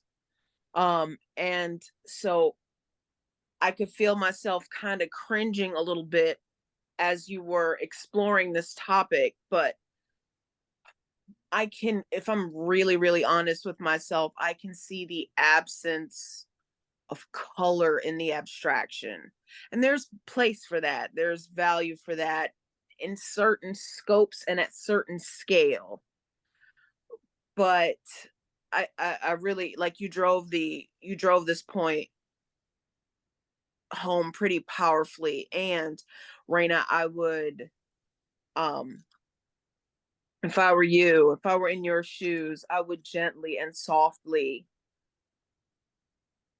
let that shit thaw out. Just don't try to like uproot it, but there's so much left on the table. I mean, that we take off the table when we're primarily an abstraction. We're primarily, you know, just experiencing art as a secondary fucking bystander. It's fucking tragic now that I think about it, but I can totally relate to you in that regard. I would not have considered myself artistic at all at one point in my life, and that's, now I'm wondering if there is even anyone who isn't. And the lie is that separation, and it's a pretty fucking compelling lie. It's very compelling. It comes with graphs and charts and a bunch of fucking ideations you can look at and say, yeah, that makes sense. Of course yeah, it makes sense. I want to say, Q, that look, you guys ought to know, when it comes to abstraction and living inside concepts and ideas, I was a walking, talking poster child for that, especially throughout my adolescence. I mean, abstraction was me. I drove that shit as far as it could fucking go. I really did. And that period of my life coincided with being strictly forbidden under serious consequences to even think about my spiritual practice, my faith. The only thing that I could hang on to for dear life was abstraction, was concepts. And I that was all of my being. I was a real dilettante. I knew I could talk art, I could talk film, I could talk literature, I could talk politics, social issues, up and down, 16, 17, 18 years old. I came across as this genius-y kind of person because that's all that it was too painful to think about the things that really moved me and made me feel alive, because I was living under the care of someone who would punish me for it. And so I just want to, as a token of empathy, tell you that, a part of me still cringes too, is still grappling with and unraveling and healing that relationship, because that was a lot of years of my life, and those were very formative years. So I understand. I empathize with you in that regard wholeheartedly.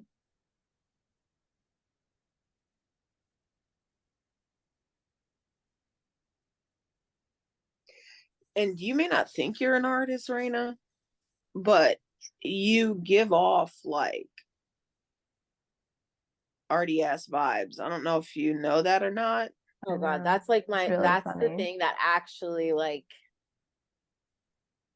not anymore, but it used to, like, actually stress me out. Like, I'd go places and connect with people and I could tell, I'm like, they're expecting, like, I could like feel the like, and I'm like, oh God, when I gotta explain to them, like, I don't like, I don't know. I work a corporate job and I like, this is what I do. Is that why you don't, like, I've noticed something, and I mean, please, by all means, if I strike a nerve, tell me to stop. But I mean, I'll tell you, but I probably won't tell you to stop, because tell me if I strike a nerve. It's all love. And just, I mean, yeah, really, I mean, when I just want you to know this is really important, and I wanted to make a point to say this tonight. I was more than once brought to tears listening to your submissions to the telling, and also with Q had submitted one of the auras that she completed, the email, the hypothetical email about your passion, your work. In Q's email, it was this really powerful, impassioned speech is what it reminded me of. But you, Raina, there were so many times where you were just sharing, you were just talking, but it would just hit me over and over and over again, like this feeling of love and how pure-hearted you are. And I noticed that there were many times where you would not look directly at the camera. Now, most people, when they're recording themselves, especially this day and age, even when people are, on Zoom or whatever, and they're talking to other people, they're looking at themselves. And I kept noticing that you would look everywhere else but you.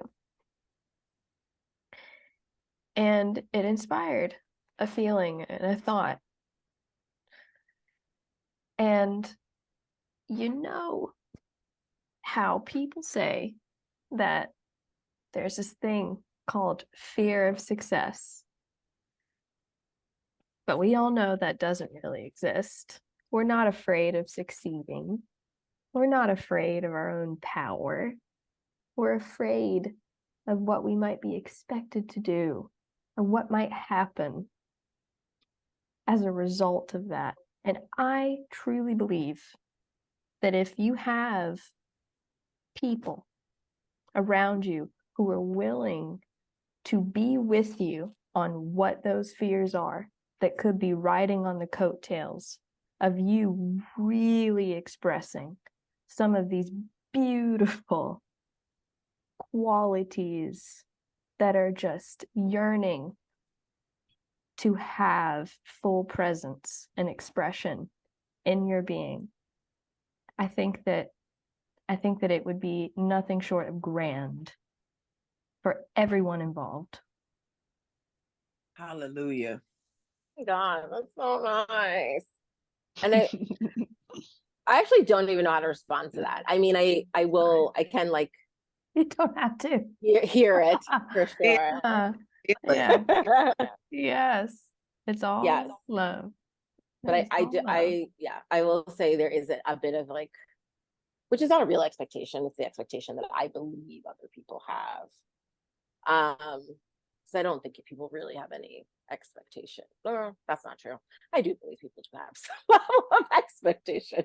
Let me not lie. That's not true. I do think people have a certain level of expectation. Probably not the level of expectation I have on myself of what that should be if it were to be produced. I'm like, yeah, something to be produced at somebody else's level. And I'm like, that's just like so. I'm like, but the level that I would probably want to do any or I do anything, because that's just how I function, I think, would be a bit more daunting. And that's also why I like challenges in other parts of my life, because I like the daunting, as I think you said it on the one-upping in life of things. I'm like, here's a challenge, and I'm like, I can one-up that challenge. Here we go. But yeah, I think around like anything creative or what feels creative to me, is definitely where I'm like, let's not get into that. Let's make it very clear. Like I'm linear. I think it's easier. Yeah. It's easier for me to be linear, even though it's uncomfortable. Easier. It's easier. It's uncomfortable, but it's easier. It's easier for me. Do you remember in Duty to Play, and this is a question for everybody, do you remember in Duty to Play when we were talking about that backdoor approach and like how children would approach a musical instrument or a canvas and paint with no apprehension, and how to get back to that, how it's sometimes the most difficult thing to reconvene and do the things which came most naturally to us as children. Now, if there's a part of a person who really, really wants to do what is the easiest for it to do and the most natural for it to do, to take the path of least resistance, but that might catalyze a lot of change in a person's life, then that person might do anything and everything they can to run towards what is actually difficult, but they have convinced themselves is easy by proxy of its familiarity. Wait, say that again. So if a person, hypothetically, if their soul, right, wanted to do things that came naturally and easily to it, creative things, for example, right? But by allowing that and taking the path of least resistance and doing what is most natural or easy to the soul, it would catalyze significant change in that person's life as it stands. That person might run towards and continue to behave and engage in things which are very difficult for the person, but they have logged and agreed to see as easier for them by proxy of its familiarity. Yeah, I do that all the time. Yeah. We all do. Yeah. We all do. Because we do associate easy with known. Mm. But the easiest is what's remembered. Yeah. I agree. That's a really good It's distinction. been there the longest. Think about it. That is logical. It's been living inside of you the longest. It's been contained within your being the longest. You see what I'm saying? Creativity and intuition have existed within the human form longer than thought and logic. By logic standards, it would be easier, but given the kind of culture and society we live in, it's inverted. We feel like we're going against the grain to do the thing which actually comes the most naturally to us.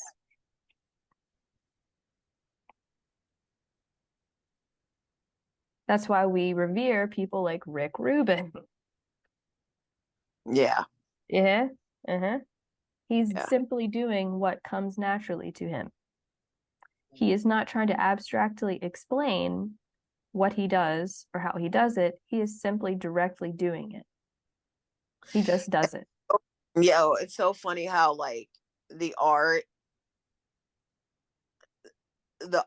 when it manifests and it's something that people can take on, like all the fucking arguments or points of view, it really just speaks for itself. You really don't have to explain it, because like you said, it has this effect. First of all, whether someone sees it or not, which I really like exploring that. But all is forgiven when you're winning. They say that in sports all the time. It's like all is forgiven when you win, and when you're purely expressing, like who gives a shit? Yes, it really reorders your Yeah. priorities of Yeah. attention. Yes. Suddenly things that were a real big deal are like not a big deal at all. Yeah. Yeah. For example, a lot of what other people fucking think about you. And that takes us back to what you're saying about where the art world is. Yes, because that's all about what people think about you. It's all about. Yeah. Yeah. It is a caricature. I mean, it's an inversion. It's literally the dictionary definition of satanic, and that it is taking something that's natural and holy and inverting it. That's what satanic means. So it is inherently, denotively satanic. I'm not saying that everybody in the fashion or art industry worships Satan.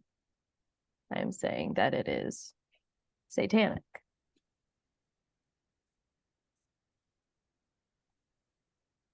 By the definition of what that is.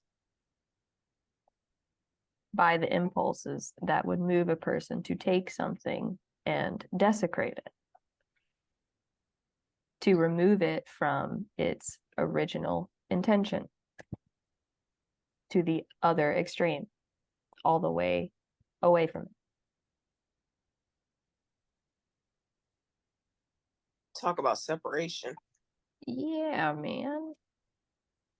But then you got people like Hilma. What was her name? Clint? Hilma off Clint. Hilma. Yeah, already got it queued up. I'm about to watch that as soon as we get off. You will love it. I already bought it. You will love it. I didn't rent it. I bought it. I mean, I've seen it multiple times. It brings me such comfort. If you need to pick me up, watch this documentary. Yeah. I watched it while I was pregnant. Can't recommend enough. Ooh, I know you Super was crying. emotional. Oh yeah, I was like, oh my my god. Yeah. It's like, Emery, I can't wait to show you this. You don't even know what anything is yet. Yeah. She already got it in the DNA. Oh my god. Like on my walls, I have proof. Yeah. Stop. Yes. Find magic erasers like it is my job. Yeah. Yes. So, any more thoughts? Any more questions? 9. Okay, well, I want to leave you with something real quick. So, a few of you already know about this, but I was gonna do it in this month, but I'm gonna open admission on the 24th and host it in September. And I'm gonna be doing something that I've never done before because a really, really good friend of mine asked me to. And I don't know why I never thought about it, but I'm really jazzed about it. But I'm going to be hosting a creative writing workshop. And the whole premise of the thing is rekindling that spark, reviving, renewing the creative impulse. It's especially for people who have kind of lost touch with a creative practice. It is definitely going to be primarily geared towards writing, because that's what I've been doing longer than any of this other stuff. It's the only thing I've been doing longer.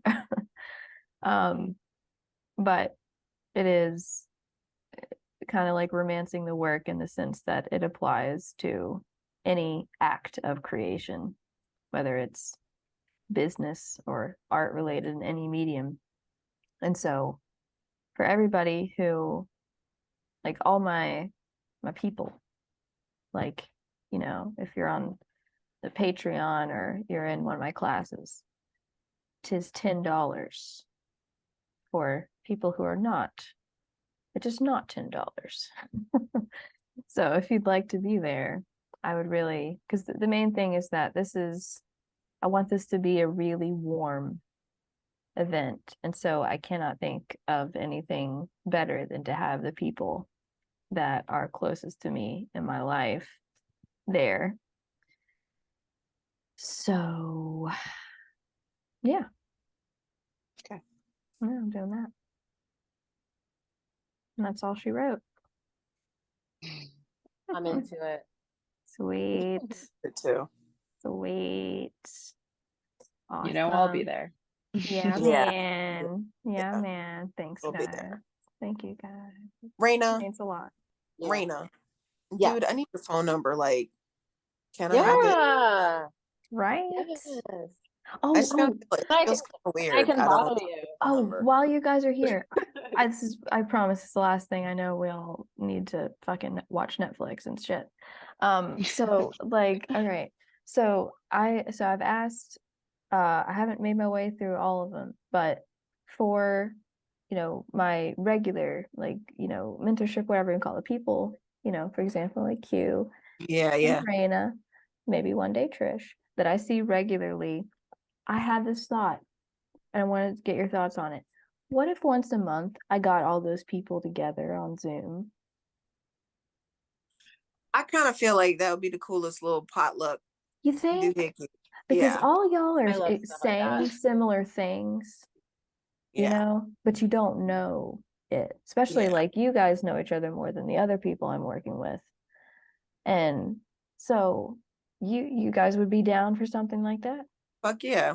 Yeah? Yeah. Because we could just try it, you know, it didn't have to immediately be once a month. We could just try it and see how it goes. But I just been Yeah. asking. Okay, cool. That's good. Good. Cool. Thanks for your Because I input. do always wonder, like, because I do believe, which I think we said in this lecture at some point for sure, is that like like, yeah, like you just said, like people are saying the same things. Like the information is floating in different Yes. The places. universal law of If resonance. it's not like bouncing off of each Absolutely. other, technically, Yeah. it's someplace.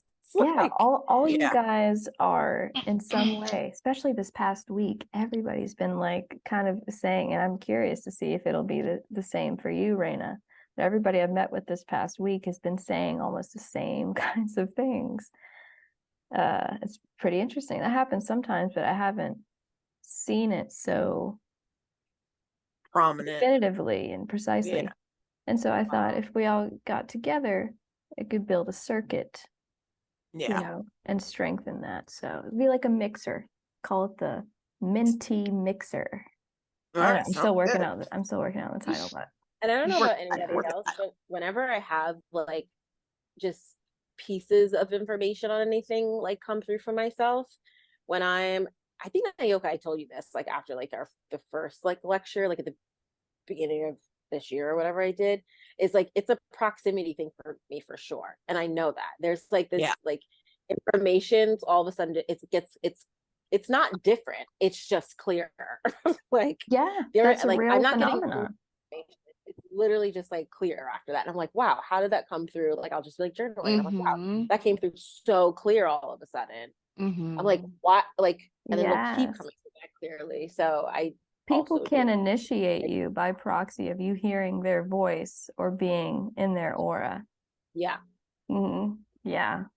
And the same, everybody has that capacity to the degree that you've passed initiations to the people that can receive it. When they come in contact with you, they'll feel the same thing that you're describing. Yeah. Yes. Yes. Very cool. That to me is like super powerful. It is. It is. All right. I love you guys. I hope that came through in this. I believe in y'all. And Yes. Yeah. watch this We love you. documentary. Make art. I love y'all. Can I ask a question and then you can totally answer it on the telegram. It's Telegram, right? On the other gram. The other girl. The other gram. You know how long it takes me to find it on my I have so many apps on my phone to find it because I can't Oh my remember. God. Yeah, just ask Siri.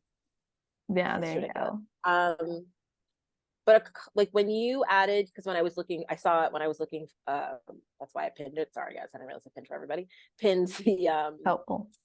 the laser beam. There was that other emotion Oh yeah. expression thing. Mm-hmm. Do you mind like talking? Like again, you can do it on Telegram. I don't need it right now. I realized when I went back through it, I was like, huh. I don't know if there's anything to. I don't know. I just. Yeah, no, I remember you said Something. some of I these, don't know, like something around yeah. it. So the most important thing about that is that you want to choose one thing at a time. So and it can be something that doesn't have to be like, oh, something emotionally is bothering me right now. You could pick a situation from your childhood, a relationship. What matters is that you isolate one situation or one person, right? Something very specific. And then what you do is you can do it on your own paper. You can print that out, is kind of how I made it.